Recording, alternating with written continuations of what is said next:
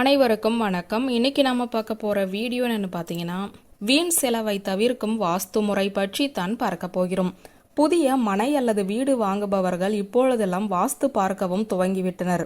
வாஸ்து பார்க்க பணம் செலவாகும் என்று எண்ணாமல் காலம் முழுக்க வாழும் இல்லம் சரியான முறைப்படி அமைந்துள்ளதா என்பதை அறிந்து கொள்வது நம் அடுத்தடுத்த தலைமுறையினரையும் அவ்வீட்டில் பாதுகாப்பாக தங்கச் செய்யும். இப்படிப்பட்ட வாஸ்து சாஸ்திரம் பணம் வீண் விரயமாகாமல் இருக்க சில வழிமுறைகளை தந்தருள்கிறது. அவற்றை பற்றிய ஒரு சிறு வீடியோ தான் இந்த வீடியோவில் நாம் பார்க்க போகிறோம். வாருங்கள். வாஸ்துவில் ஏராளமான நுண் விஷயங்கள் உள்ளன.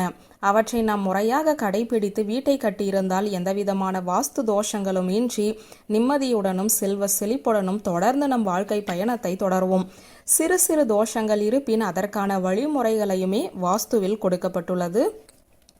புதிய வீட்டை கட்டி அதில் குடி புகுவது என்பது அல்லது புதிய மனை வாங்குவது என்பது அவ்வளவு எளிமையான விஷயம் அல்ல.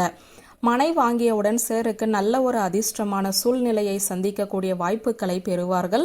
வாஸ்து ஆலோசனை இல்லாமல் புதிய வீட்டை கட்டியவர்கள் கட்டிய பின்பு அவதிப்படுவதையும் நாம் பார்த்திருப்போம். வாஸ்துவின்படி ஒவ்வொரு திசை சுவரும் ஒவ்வொரு விதமான பலன்களை கொடுக்கக்கூடியது. பணம் வீண் விரயமாகாமல் இருக்க வீட்டின் வடக்கு சுவற்றில் ஒரு ஜன்னல் இருப்பது நல்லது. பணம் ஒருவர் கையில் நிலையாக தங்குவது கிடையாது. இன்று நம் கையில் இருக்கும், நாளை அது வேறு ஒருவருடைய கையில் இருக்கும். இப்படி மாறிக்கொண்டே இருக்கும் பணத்தை எப்போதுமே பூஜை அறையில் வைக்கவே கூடாது. பூஜை அறை தெய்வாம்சம் பொருந்திய இடம் என்பதால் அந்த இடத்தில் பலருடைய கைப்படும் பணத்தை பத்திரப்படுத்தக்கூடாது என்பது விதியாகும். பணத்தை இரும்பு பெட்டிகளில் பூட்டி வைக்க கூடாது. மரப்பெட்டியில் தான் வைக்க வேண்டும். இது பணத்தை மென்மேலும் சேர்த்து கொண்டே செல்லும். வடக்கு சுவற்றில் ஜன்னல் இருக்கும்படியான அமைப்பு உள்ள வீடுகளில் அவ்வளவு எளிதாக பணம் வீணாக விரயமாகுவதில்லை. எப்போதுமே வீட்டை காற்றோட்டமாகவும் வெளிச்சம் உள்ளே வரும்படியும் வைத்திருக்க வேண்டும். கதவு மூடப்பட்டு இருந்தாலும் வீட்டின் ஜன்னல்கள் அத்தனையும் திறந்தபடி வைத்திருப்பது நல்லது. வெளிச்சமும் காற்றும் தான் வாஸ்து சாஸ்திரத்தில் முக்கிய அம்சம். பணத்தை ஒருவருக்கு கொடுக்கும் போது திறந்த நிலையில் வைத்து கொடுக்கக்கூடாது, மடித்துத்தான் கொடுக்க வேண்டும்.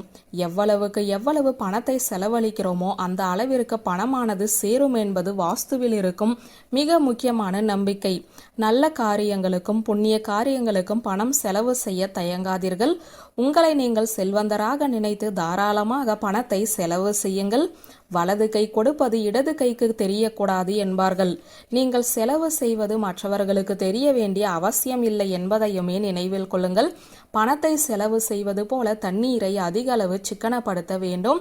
வீட்டின் ஜன்னல்களை எப்போதும் மூடியே வைத்திருக்காமல் சூரிய வெளிச்சமும் நல்ல காற்றும் உள்ளே வரும்படியான அமைப்பை ஏற்படுத்தி வையுங்கள். கண்டிப்பாக பணம் வீண் விரயம் ஆவதை தவிர்க்கலாம். வியூவர்ஸ், இந்த வீடியோ உங்களுக்கு பிடித்திருந்த லைக், கமெண்ட், ஷேர் பண்ணுங்க. நன்றி.